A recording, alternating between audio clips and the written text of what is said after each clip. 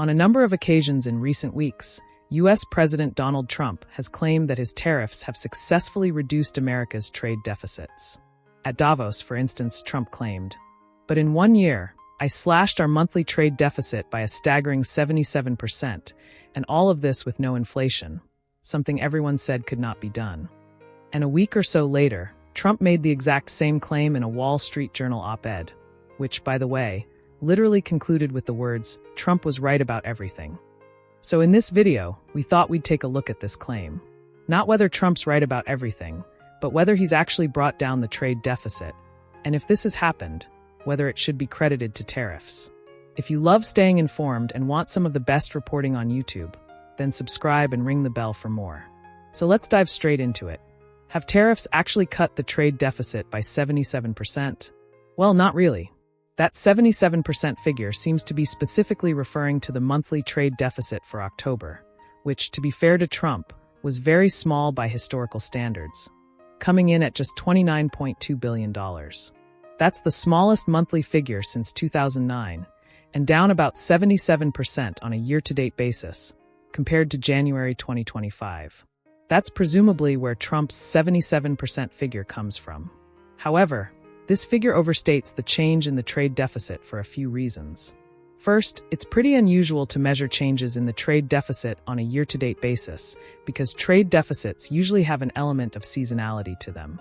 It's thus more common to either measure it on a month-to-month basis, on which it fell by 40%, or a year-to-year basis, on which it fell by 60%. Of course, the trade deficit still fell in October on both metrics, but not by quite as much. Now, at this point, Trump, if he's watching, might reasonably accuse us of being a bit unfair. After all, even if you use year-on-year or month-on-month instead of year-to-date, the trade deficit still fell by a lot in October. Surely then, Trump and his tariffs deserve at least some credit. Well, again, not really. This is because if you dig into the data, it quickly becomes apparent that October's smaller-than-usual deficit was essentially driven by swings in two categories of goods: pharmaceuticals and gold, which ironically aren't subject to tariffs. If you strip these out, the October deficit was actually bigger than the September one and basically on par with the recent historical average. What's basically happened here is that imports of both pharmaceuticals and gold surged earlier this year because people thought Trump was going to tariff them. Companies started front-loading, stocking up before the anticipated tariffs. However, it's since become clear that Trump isn't actually going to tariff them, which has led to a spike in exports as these companies unwind their new stockpiles. This meant more gold and pharmaceutical exports, or at least fewer imports relative to previous months, and thus technically a lower trade deficit. But this obviously doesn't imply reindustrialization, nor a structural change in America's patterns of trade. And it's why the trade deficit rebounded to $57 billion in November. This speaks to yet another reason that using January as the baseline is misleading. Namely that because of that front-loading phenomenon we just described, the trade deficit surged to an all-time high at the start of 2025 as companies rushed to stock up on imports in anticipation of Trump's tariffs. Conversely, at least some of the recent declines in the trade deficit reflect the fact that companies are now working through those stockpiles they accumulated earlier in the year, which means they have to import less now.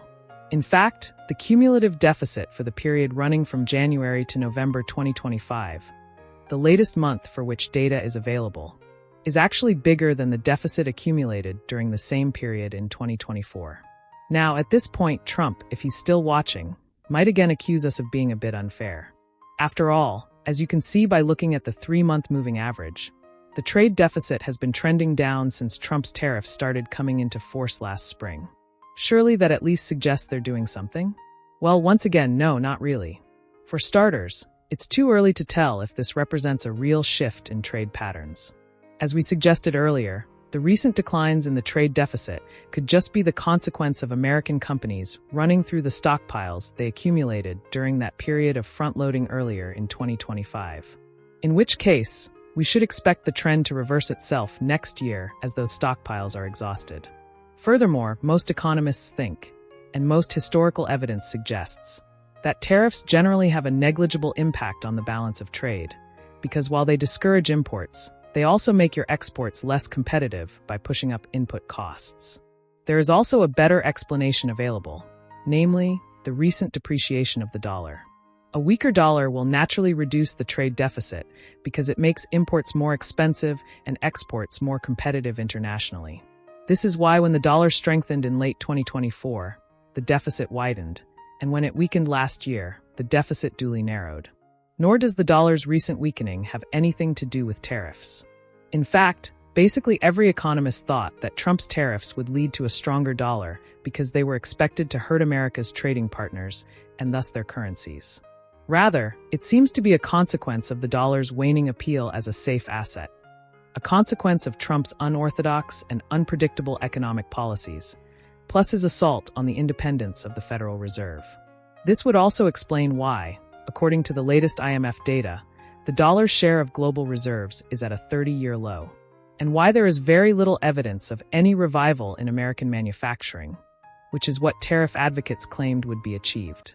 On the contrary, manufacturing employment fell consistently throughout 2025, and the sector's share of the overall workforce now stands at an all-time low of less than 8%. As a final point, it's worth mentioning that Trump's project of reducing the trade deficit actually contradicts his other project of securing foreign investment into America. Trump loves talking about the billions, if not trillions, of dollars he's attracted from America's trade partners. But basically every economist thinks that these investments will ultimately increase the trade deficit. This is simply because foreign money can either be used to import more foreign goods, or, if you want to buy American stuff, used to buy dollars, which in turn means a stronger dollar and thus, as we've seen, a wider trade deficit. All in all, while it's true that the trade deficit has fallen in recent months, it's probably fair to say that Trump has overstated the magnitude of this movement. And it's probably got less to do with his tariffs, and more to do with the rest of the world moving away from the dollar. As is so often the case these days, a lot of how this plays out depends on influence. Not only who technically has the power to make things happen, but also who has the sway to make sure it does. That's why we put together a list of the world's 25 most influential people, using rankings from you, our audience, as well as from our journalists. In the upcoming issue of our magazine, Too Long, we explore our list, telling the stories of a number of people who made it. From the return of Donald Trump and the calculated moves of Xi Jinping to the AI frontiers of Sam Altman, we looked at the new entries. New York's first Muslim mayor Zohran Mamdani, the radical shift of Pope Leo XIV, and bastions of technocracy like Prime Minister Mark Carney, as well as the shadows that still linger like Jeffrey Epstein. As always, this issue of Too Long features a whole lot more than just our most influential people ranking. We also have a featured segment on how the UK became more divided than ever and how a broken country could rebuild, the fragmentation emerging within the EU, how religion is being used by politicians around the world, and much, much more. Now, let me expand on what this really means for the broader debate about trade policy and why understanding the actual mechanics of trade deficits is so essential for cutting through the political noise that surrounds this issue. Because what we're witnessing isn't just a dispute about statistics. It's a window into how economic policy gets sold to the public and why the gap between political claims and economic reality matters so much. The first thing to understand is why Trump fixates on the trade deficit in the first place. For a large portion of the American public, the trade deficit represents something viscerally understandable. We buy more from foreigners than they buy from us, which means money is flowing out of America. It feels like losing. It feels like being taken advantage of. And Trump has turned this intuitive but economically incomplete framing into one of his most powerful political narratives. But here's what that narrative misses, and what professional economists have been trying to explain for decades. Trade deficits are not inherently bad. They're not a measure of whether a country is winning or losing at trade. They're simply an accounting identity that reflects the difference between domestic savings and domestic investment. When a country invests more than it saves, as the United States does, it runs a trade deficit. This is actually consistent with economic strength.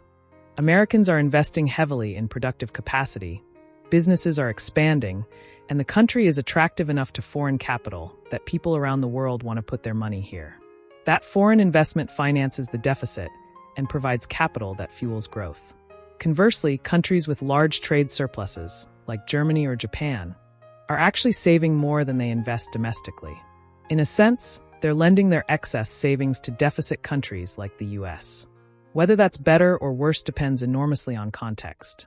This is why the idea that tariffs can sustainably reduce trade deficits is so economically questionable. Tariffs change the price of specific imports, which can reduce purchases of those specific goods from specific countries. But they don't change the fundamental macroeconomic relationship between savings and investment that drives the overall trade balance.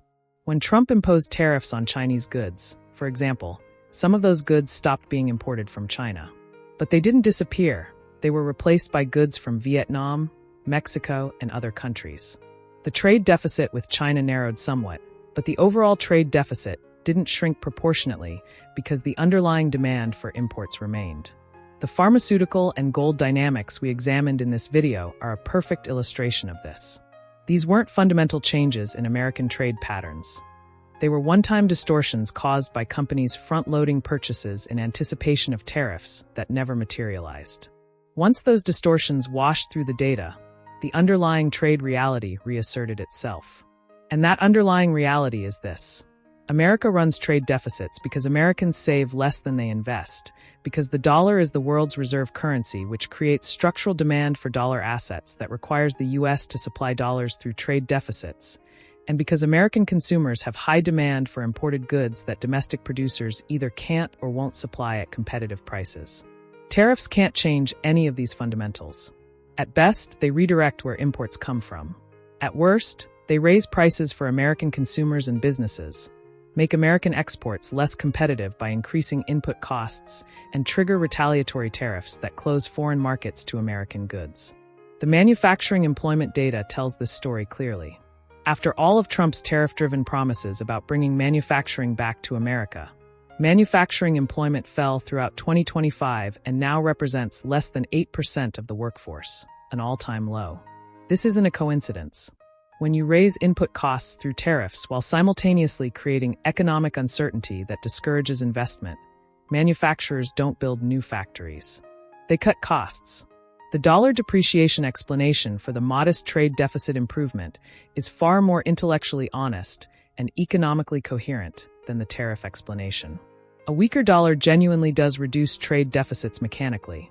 It makes imports more expensive in dollar terms, which reduces import demand and makes American exports cheaper in foreign currency terms, which increases export demand. But the reason the dollar is weakening is particularly revealing. The dollar's traditional strength as a reserve currency depends on global confidence in American institutions, predictability of American economic policy, and the rule of law in American markets. When Trump attacks the Federal Reserve's independence, when he imposes tariffs erratically and then reverses them, when he creates enormous policy uncertainty, he undermines the very foundations of dollar strength. So paradoxically, Trump's tariffs may be contributing to a weaker dollar, which may be contributing to a modest reduction in the trade deficit, but through a channel that's actually very bad for American economic interests: the erosion of the dollar's global role. The IMF data showing the dollar's share of global reserves at a 30-year low is alarming. The dollar's reserve currency status is one of America's most valuable economic assets. It allows the U.S. to borrow at lower interest rates than any other country. It generates demand for dollar assets that helps finance the trade deficit cheaply. It gives American financial sanctions enormous power. Losing it gradually, which is what's happening, imposes real costs on the American economy that are diffuse and hard to measure, but nonetheless significant. And the contradiction between reducing trade deficits and attracting foreign investment is genuinely important. These two goals cannot both be achieved simultaneously because of basic balance of payments accounting. When foreign money flows into America as investment, it must flow out of America somewhere else. And that somewhere else is typically through the trade deficit. So when Trump celebrates attracting trillions in foreign investment while simultaneously celebrating a shrinking trade deficit, he's either not understanding basic economics or he's hoping his audience doesn't. You cannot simultaneously attract massive foreign investment and reduce your trade deficit. The math doesn't work. This matters for ordinary Americans because it exposes the gap between political messaging and economic reality. Trade deficits are complex phenomena driven by macroeconomic forces that no individual policy can simply eliminate. Tariffs are a blunt instrument that creates winners and losers, but doesn't reliably reduce overall trade imbalances. The winners from tariffs tend to be specific domestic industries that face reduced foreign competition. steel manufacturers, for instance, or certain agricultural sectors. The losers tend to be American consumers and businesses that pay higher prices, American exporters who face retaliation, and the overall economy, which becomes less efficient when protected from competitive pressures. Understanding these dynamics, knowing that the 77% figure is technically accurate but fundamentally misleading, that tariffs didn't cause the improvement, that the real driver is dollar depreciation for concerning reasons. This is exactly the kind of critical analysis that voters need to make informed decisions about economic policy. Because when leaders claim credit for outcomes they didn't cause, when they select statistics that mislead rather than illuminate, when they make promises that economic reality cannot deliver, the consequences are real.